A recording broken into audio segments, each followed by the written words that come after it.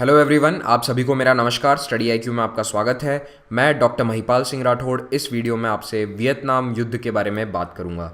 शुरू करने से पहले बता दूं कि स्टडी आईक्यू के पेन ड्राइव और टैबलेट कोर्सेज के बारे में जानने के लिए आप इस नंबर पर कॉल कर सकते हैं या फिर डायरेक्टली हमारी वेबसाइट पर जाकर इन सभी कोर्सेज के लिए आप टैबलेट कोर्सेज या फिर पेन ड्राइव कोर्सेज ऑर्डर कर सकते हैं।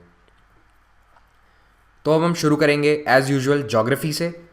तो वियतनाम कहाँ पे स्थित है? दक्षिण पूर्व एशिया में, साउथ ईस्ट एशिया में ये देश है जिसका नाम है वियतनाम। इसके उत्तर में स्थित है चाइना और दो अन्य पड़ोसी देश हैं, लाओस और कंबोडिया। लेकिन ये तीनों देश जो हैं पहले एक उपनिवेश थे फ्रांस के और इसीलिए इन्हें कहते थे फ्रेंच इंडो चाइना। तो आप इस लेफ्ट वाले मैप में देख सकते हैं ये पूरा फ्रेंच इंडो चाइना था, यानी कि फ्रांस का यहाँ पे कब्जा था। तो फ्रांस यहाँ पे आया था 1860 में और 1860 से लेकर 1941 तक यहाँ पे फ्रांस का राज रहा। उसके बाद द्वितीय विश्व युद्ध में जापान ने इस एरिया पे हमला कर दिया। जापान ने लगभग पूरे दक्षिण पूर्व एशिया पे अपना कब्जा कर लिया था और इसी के तहत 1941 से 1945 तक जापान का वियतनाम पर कब्जा रहा।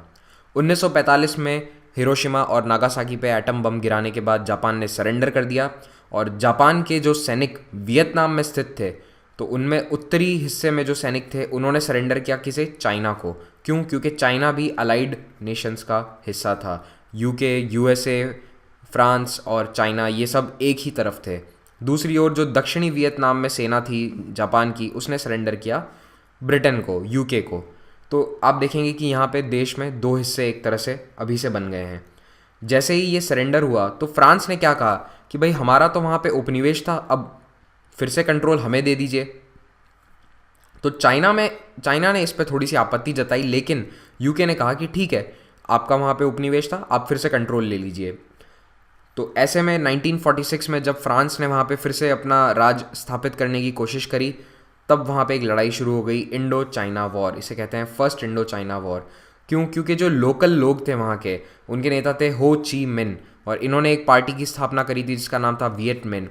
ये आज़ादी चाहते थे और इसी आज़ादी के लिए वो 1941 से जापानियों से भी लड़ रहे थे। उन्हें ना तो जापान का राज चाहिए था और ना ही फ्रांस का। तो जापानी तो भाग गए, लेकिन फ्रांस फिर से वहाँ पे आने की कोशिश कर रहा था और इसीलिए 1946 से 1954 लगभग 8 साल ये लड़ाई चली। एक तरफ थे हो ची मिन और वियत मिन और दूसरी तरफ थे फ्रेंच लॉयलिस्ट, यानी कि वो लोग जो कि वियतनाम में फ्रांस को सपोर्ट करते हैं, और फ्रांस की आर्मी। 8 साल की भीषण लड़ाई में फ्रांस की हार हुई क्योंकि गुरिल्ला वॉरफेयर का इस्तेमाल करते थे वियत मिन के सैनिक और फ्रांस फाइनली ये लड़ाई हार गया। 1954 में जेनीवा अकॉर्ड्स साइन होते हैं और जेनीवा अकॉर्ड्स के तहत शांति समझौता हुआ जिसमें ये तय किया गया कि सबसे पहले लाओस, कंबोडिया और वियतनाम, यानी कि पूरे फ्रेंच इंडो चाइना से फ्रांस निकल जाएगा और इन तीनों देशों को इनकी आज़ादी मिलेगी। और क्योंकि नॉर्थ और साउथ में एक शांति समझौता चाहिए था, पीस चाहिए थी, तो ये तय किया गया कि नॉर्थ में एक देश बनेगा नॉर्थ वियतनाम, जिसमें होगी हो ची मिन की सरकार। तो हो ची मिन एक कम्युनिस्ट थे, उनकी आइडियोलॉजी कम्युनिज्म थी। उन्होंने कई साल चाइना और यूएसएसआर में भी बिताए थे और इस वियत मिन को यूएसएसआर और चाइना दोनों देशों का समर्थन भी प्राप्त था। तो इसीलिए जो उत्तरी वियतनाम बना वो एक कम्युनिस्ट देश के रूप में बन गया। और दूसरी ओर जो दक्षिणी वियतनाम था उसके नेता थे नो डिन डिएम और ये थे प्रो वेस्ट, यानी कि ये यूएसए और यूके के फेवर में थे। इस फोटो में आप देख सकते हैं नो डिन डिएम को, ये थे दक्षिण वियतनाम के नेता। तो अब इस तरह से आप देखेंगे 17th पैरेलल पे ये बाउंड्री डिसाइड करी गई और 17th पैरेलल के ऊपर बना नॉर्थ वियतनाम जिसका कैपिटल था हैनोई, और दूसरी ओर दक्षिण में देश था दक्षिणी वियतनाम और इसका कैपिटल था साइगॉन। ये नाम दोनों याद रखिएगा, हैनोई और साइगॉन। हैनोई आज भी वियतनाम का कैपिटल है और साइगॉन का नाम बदल के अब रखा जा चुका है हो ची मिन सिटी, क्योंकि दक्षिणी वियतनाम अल्टीमेटली इस लड़ाई में हार गया था और जब उत्तरी वियतनाम ने यहाँ पे कब्जा किया तो उन्होंने 1975 में इसका नाम बदल दिया। लेकिन उस वक्त 1955 में क्या स्थिति है? तो 1955 की स्थिति ये है कि उत्तरी वियतनाम एक कम्युनिस्ट देश है और इसका साथ कौन दे रहा है? सोवियत यूनियन और पीपल्स रिपब्लिक ऑफ चाइना, यानी कि दोनों दुनिया के सबसे बड़े कम्युनिस्ट देश। और उसके अलावा क्यूबा जैसे छोटे देश भी बाद में इसका सपोर्ट करने लगे जब क्यूबा में कम्युनिस्ट रेवोल्यूशन हुआ। दूसरी ओर दक्षिण वियतनाम का साथ दे रहे थे यूएसए, यूके और अन्य पश्चिमी देश। कारण कोल्ड वॉर, शीत युद्ध। इस वक्त पूरी दुनिया में शीत युद्ध चल रहा था इन देशों के और इन देशों के बीच में, तो इसीलिए ये दोनों अलग अलग पार्टी को सपोर्ट कर रहे थे। इन दोनों के बीच में लड़ाई कुछ हद तक जारी रही। ऐसा नहीं है कि जनीवा अकॉर्ड से पूरा शांति समझौता फाइनल हो गया था, छुटपुट लड़ाई जारी थी। उसके कई कारण थे। पहला ये कि नो डिन डीएम जो थे वो दक्षिण वियतनाम में एक काफ़ी करप्ट लीडर बन चुके थे, एक तानाशाह की तरह राज करते थे। उन्होंने कई बुद्धिस्ट लोगों को मार दिया, उनके खिलाफ कई तरह के जुल्म किए। ये नो डिन डीएम जो हैं ये खुद एक कैथलिक थे। कैथलिक वियतनाम में एक माइनॉरिटी थे और मेजॉरिटी यानी कि ज़्यादातर वहाँ की आबादी बुद्धिस्ट है, तो इसके कारण उनका थोड़ा अपोजिशन शुरू हुआ। और इस अपोजिशन करने वाले पार्टीज़ में सबसे एक इम्पॉर्टेंट थी वियत कॉन्ग। ये वियत कॉन्ग जो है ये दक्षिणी वियतनाम में गुरिल्ला वॉरफेयर करती थी। ये कम्युनिस्ट पार्टी थी और इसको नॉर्थ का पूरा सपोर्ट हासिल था। और ये क्या चाहते थे कि यूनिफाइड वियतनाम हो, यानी कि ये वियतनाम फिर से उत्तर और दक्षिण मिलकर एक हो जाएं। जेनीवा अकॉर्ड में ऐसा तय किया गया था कि कुछ साल बाद चुनाव होंगे और ये नॉर्थ और साउथ फिर से एक हो जाएंगे। ये दोनों टेम्परेरी थे, यानी कि ये उत्तर और दक्षिण का जो डिवीज़न है ये परमानेंट नहीं था। लेकिन नो डिन डीएम ने कोई चुनाव नहीं करवाने दिए, और क्योंकि उन्हें खुद अपने दक्षिण वियतनाम पे तानाशाही जारी रखनी थी तो उन्होंने चुनाव नहीं करवाए और कई सालों तक इन्होंने ही राज किया। और इन्हें यूएस का पूरा सपोर्ट हासिल था क्योंकि ये कम्युनिस्टों के खिलाफ थे। अब हम बात करेंगे इसमें अमेरिका कहाँ से आया। तो देखिए, अमेरिका अब तक की कहानी में कहीं भी नहीं था, लेकिन अब वो कम्युनिज्म को रोकना चाहता था पूरी दुनिया में। क्यों? क्योंकि अमेरिका के नेताओं का ये मानना था कि एक डोमिनो थियरी है कि अगर एक देश गिर गया, यानी कि कम्युनिस्ट सरकार वहाँ पे आ गई, तो उसके आसपास के सारे देश में कम्युनिस्ट सरकार आ जाएगी। तो उनका ये मानना था कि अगर दक्षिण वियतनाम कम्युनिस्ट बन गया तो लाओस, कंबोडिया, थाईलैंड, मलेशिया, पूरा दक्षिण पूर्व एशिया कम्युनिस्ट हो जाएगा। और ये डोमिनो थियरी 1950 के दशक में बहुत हावी थी। यूएसए के सारे पॉलिसी मेकर्स इसी थियरी को मानते थे, तो इसीलिए उन्होंने किसका साथ दिया? दक्षिण वियतनाम का। तो सबसे पहले यूएसए ने अपने एडवाइज़र्स भेजे। ये एडवाइज़र क्या थे? ये सैनिक नहीं थे, ये मिलिट्री एडवाइज़र्स थे। तो इनका काम लड़ाई लड़ना नहीं था, ये वहाँ की दक्षिण वियतनाम की आर्मी के को ट्रेनिंग देना, उन्हें टैक्टिकल सपोर्ट देना, उन्हें प्लान्स बनाकर देना, इस तरह के काम करते थे।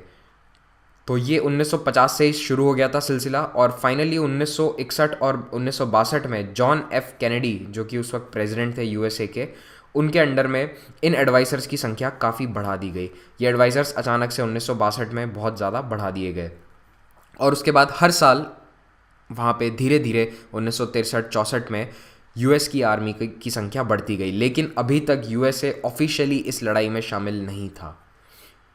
ऑफिशियली यूएस शामिल होता है गल्फ ऑफ टॉन्किन के घटना के बाद। ये गल्फ ऑफ टॉन्किन कहाँ स्थित है? ये है गल्फ ऑफ टॉन्किन, ठीक है, उत्तरी वियतनाम के पास में। तो अगस्त 1964 में एक यूएस शिप यूएसएस मैडॉक्स, उस पर हमला किया गया और 3 नॉर्थ वियतनामीज बोट्स ने उस पर हमला किया। इसके बाद यूएस कांग्रेस ने, यानी कि वहाँ की पार्लियामेंट ने gulf of Tonkin resolution pass किया और ऑफिशियली अमेरिका युद्ध में शामिल हो गया। लेकिन बाद में पता चला था कि ये जो पूरी घटना थी ये फेक थी, यानी कि ये झूठ था। यूएस आर्मी ने ये एक मनगढ़ंत घटना बना दी थी ताकि उन्हें कारण मिले लड़ाई में ऑफिशियली जाने का। तो ये एक बहुत ही इंपॉर्टेंट घटना है, गल्फ ऑफ टॉन्किन। इस वक्त यूएस के प्रेसिडेंट अब थे लिंडन बेन जॉनसन, या आप इन्हें सिर्फ जॉनसन के नाम से याद रख सकते हैं, लिंडन जॉनसन। लिंडन जॉनसन ने अपने कार्यकाल में सैनिकों की संख्या बहुत ज़्यादा बढ़ा दी, और 1965 आते आते 1965 नहीं, देखिए 2 साल बाद 1965 से लेके 1967 के बीच में यूएस के 5 लाख सोल्जर्स, यानी कि लगभग 500,000 सोल्जर्स वियतनाम में अब लड़ाई लड़ रहे थे। और यूएसए ने अपने सुपीरियर एयर पावर का इस्तेमाल करते हुए बहुत सारे बॉम्ब गिराए। वियतनाम वॉर में इतने बम गिराए गए जितने सेकेंड वर्ल्ड वॉर में नहीं गिराए थे। तो आप सोचिए कि एक देश में लड़ाई हो रही है और इतने बम गिराए गए जितने पूरी दुनिया में सेकेंड वर्ल्ड वॉर में गिराए गए थे। दूसरी ओर केमिकल एजेंट्स का भी इस्तेमाल किया गया। नेपाम एक ऐसा केमिकल एजेंट है जो कि जंगलों में आग लगा देता है। और एजेंट ऑरेंज एक ऐसा केमिकल है जो कि पत्तियों को और पेड़ों से पत्तियों को गिरा देता है ताकि जंगल का सफाया हो जाए और ऊपर से क्लियर व्यू आए कि दुश्मन कहाँ पे छुपा है। इस फोटो में आप देख सकते हैं ये है नेपाम जो कि पूरे जंगल को ही आग लगा रहा है। तो आप सोचिए इसके बीच में अगर कहीं घर होंगे तो उनका क्या होगा। तो ऐसे कई लोग जो हैं सिविलियंस मारे गए, पूरी तरह से जल गए नेपाम से।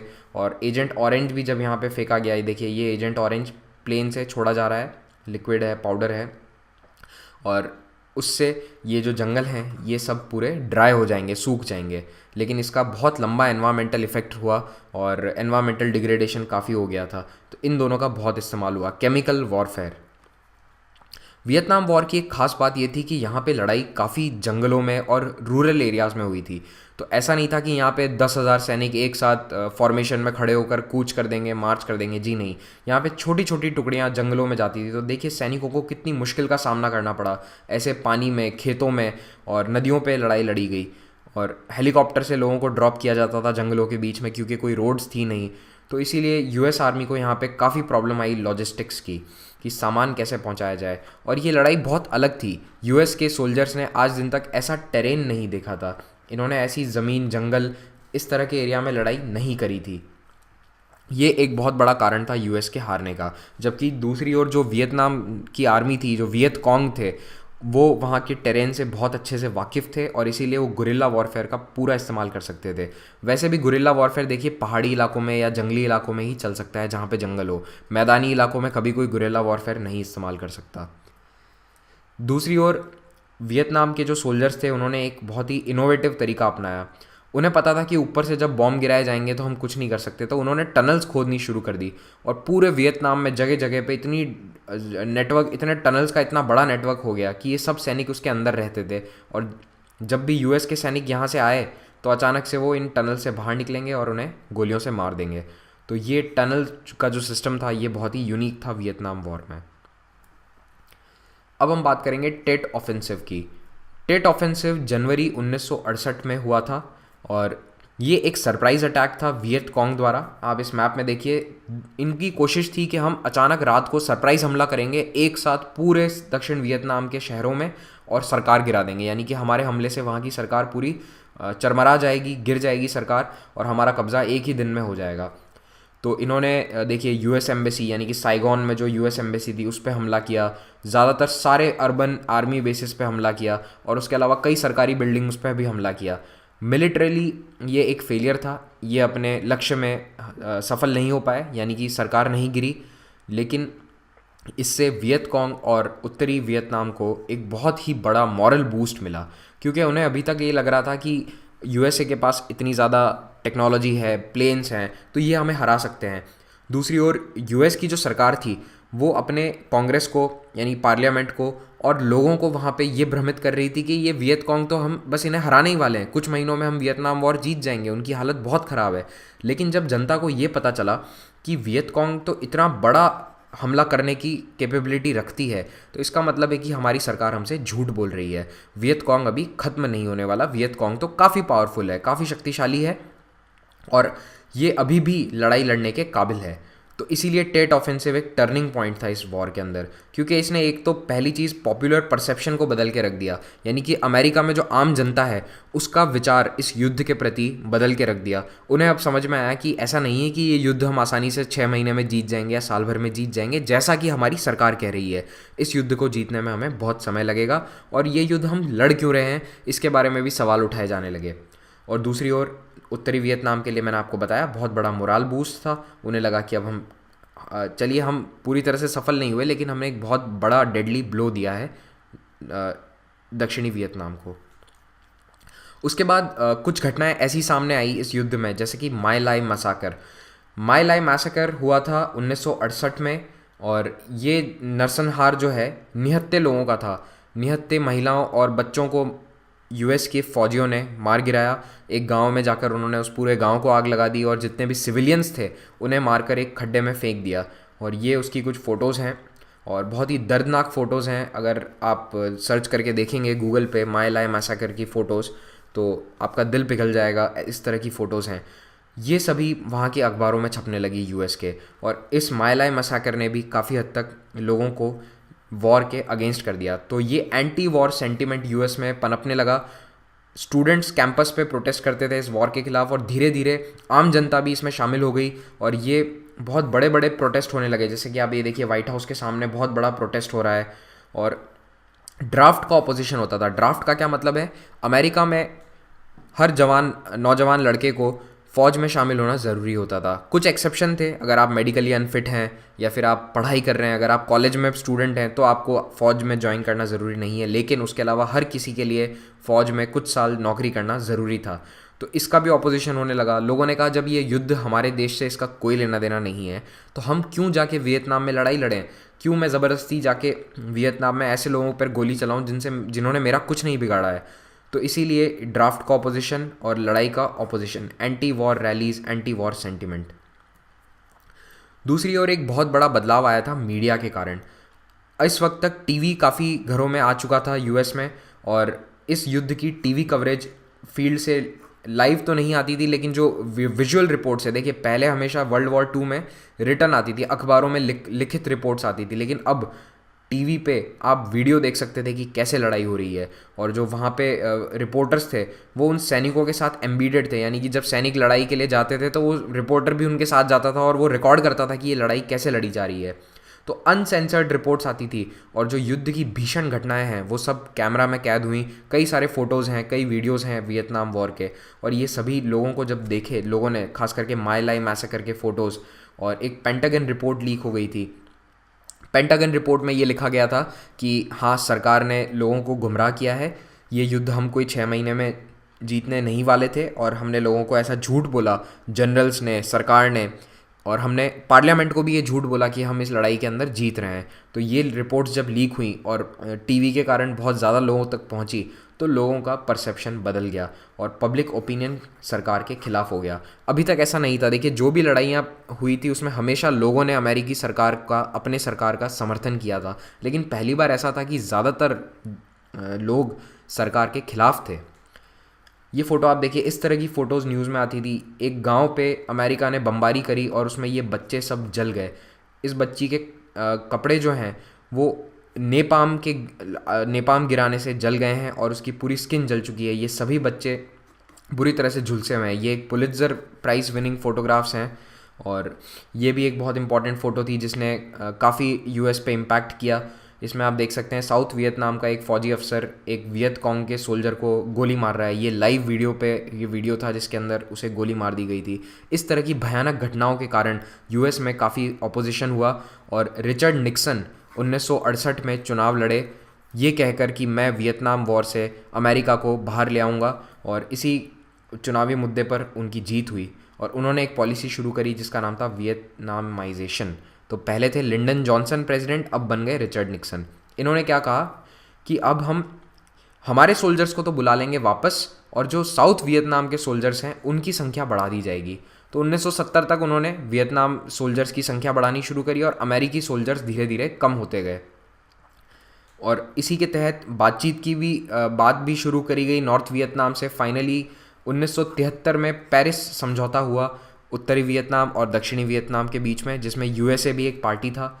इसके तहत यूएसए ने अपने सारे सोल्जर्स को वहाँ से वापस ले लिया। 1973 में यूएस का इन्वॉल्वमेंट पूरी तरह से वियतनाम वॉर में ख़त्म हो गया, और टेम्परेरीली लड़ाई ख़त्म हो गई थी, कुछ महीनों के लिए बंद हो गई थी। लेकिन जैसे ही यूएस की आर्मी वहाँ से निकली तो उत्तरी वियतनाम को तो देखिए गोल्डन अपॉर्चुनिटी मिल गई, उन्होंने दक्षिण पे हमला कर दिया, लड़ाई फिर से जारी रही, और 2 साल के भीतर ही उन्होंने साइगॉन पे कब्जा कर लिया। यानी कि जो दक्षिणी वियतनाम का कैपिटल था साइगॉन, वो अप्रैल 1975 में उत्तरी वियतनाम की सेनाओं के कब्ज़े में आ गया, और दक्षिण और उत्तरी वियतनाम यूनिफाई हो गए एक कम्युनिस्ट सरकार के अंडर में। तो तब बना सोशलिस्ट रिपब्लिक ऑफ वियतनाम, और ये कम्युनिस्ट देश था। इस लड़ाई में लगभग 58,000 यूएस सोल्जर्स की मौत हो गई और लगभग 1.5 लाख सोल्जर्स घायल हो गए। तो ये संख्या काफ़ी ज़्यादा है। अगर आप देखें, अगर आपको एक कंपैरिजन में बताऊं तो अफ़गानिस्तान वॉर में, यानी कि यूएस जो कि पिछले 15 सालों से अफ़गानिस्तान में लड़ाई लड़ रहा था, वहाँ पे यूएस के 10,000 से भी कम सोल्जर्स मारे गए हैं, लेकिन यहाँ पे 60,000 सोल्जर्स मारे गए थे। दूसरी ओर वियतनाम के जो लोग हैं वहाँ पे 1 से 2 मिलियन यानी कि 10 से 20 लाख सिविलियन कैजुअलिटीज़ थी। 10 से 20 लाख सिविलियंस मर गए थे। कोई एग्जैक्ट फिगर नहीं है कि कितने सिविलियंस मारे गए। इस युद्ध की एक बहुत इंपॉर्टेंट बात ये थी कि कई बार यूएस आर्मी ये डिस्टिंग्विश नहीं कर पाती थी कि कौन सिविलियन है और कौन कॉम्बैटेंट है। कॉम्बैटेंट का मतलब वो व्यक्ति जो बंदूक उठा के लड़ाई लड़ रहा है, तो ये कौन होते थे? वियटकॉन्ग के लोग। लेकिन देखिए वो इन्हीं सिविलियंस में से होते थे, तो ये लोग यूनिफॉर्म नहीं पहनते थे, तो इस कारण कई बार सिविलियंस पे हमला हो जाता था गलती से। और अगर आपको 2 वियतकॉन्ग सैनिकों को मारना है तो उन्होंने पूरे गांव पे बमबारी कर दी, तो उसमें 100 लोग मारे गए। तो ऐसा कई बार हुआ, जिसके कारण सिविलियन कैजुअलिटीज़ की संख्या बहुत ज़्यादा रही वियतनाम वॉर में। इस वियतनाम वॉर का इतना इम्पोर्टेंस क्यों है, क्या इम्पैक्ट रहा?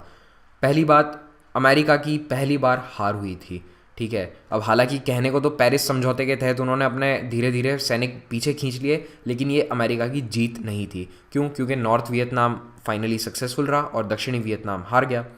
दूसरी बात, अमेरिका को और पूरी दुनिया को ये समझ में आया कि सिर्फ आधुनिक हथियार होने से कोई लड़ाई नहीं जीत सकता।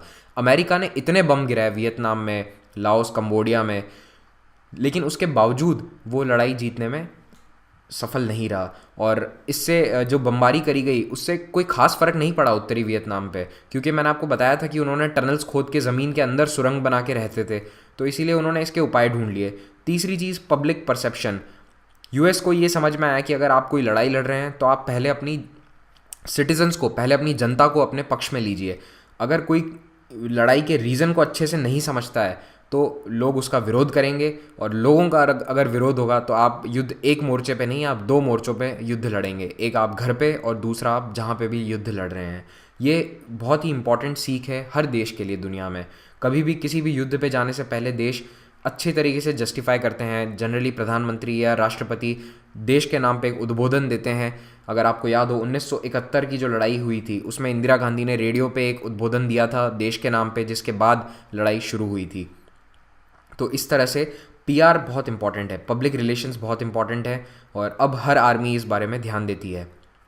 दूसरा, एक बहुत ही इंपॉर्टेंट पीस मूवमेंट शुरू हुआ। जो ये युद्ध के खिलाफ जो प्रोटेस्ट हुए थे वो आज भी एक पीस मूवमेंट की तरह चलते हैं। अफ़गानिस्तान, इराक, हर लड़ाई के विरोध में हज़ारों लोग अमेरिका में सड़कों पे उतरे हैं। उसके साथ साथ पूरी दुनिया में ये पीस मूवमेंट फैल गया। अब कई लोग ऐसे हैं जो युद्ध का विरोध करते हैं। फाइनली कोल्ड वॉर के डायनामिक्स चेंज हो गए। एक बहुत इंपॉर्टेंट कोल्ड वॉर में चेंज ये आया कि यूएस चाइना से दोस्ती का हाथ आगे बढ़ाया उसने, और 1972 में उन्होंने चाइना से दोस्ती का हाथ मिला लिया। और इसके कारण यूएसएसआर और चाइना के अंदर भी कुछ प्रॉब्लम्स आ गई, तो कोल्ड वॉर के डायनामिक्स काफ़ी बदल गए। और यूएसए को ये समझ में आया क्योंकि हम हार गए हैं तो हमें चाइना से दोस्ती रखनी पड़ेगी, क्योंकि चाइना उस एरिया में बहुत बड़ा पावरफुल एक देश है जिसके छोटे देशों पे बहुत ज़्यादा इन्फ्लुएंस है। आपको मैंने बताया था कि उत्तरी वियतनाम को चाइना सपोर्ट करता था, हथियार सप्लाई करता था, और ये एक बहुत बड़ा कारण था कि उत्तरी वियतनाम इस युद्ध में सफल हुआ। तो ये था वियतनाम वॉर। आई होप आपको ये टॉपिक समझ में आया। Thank you very much for watching.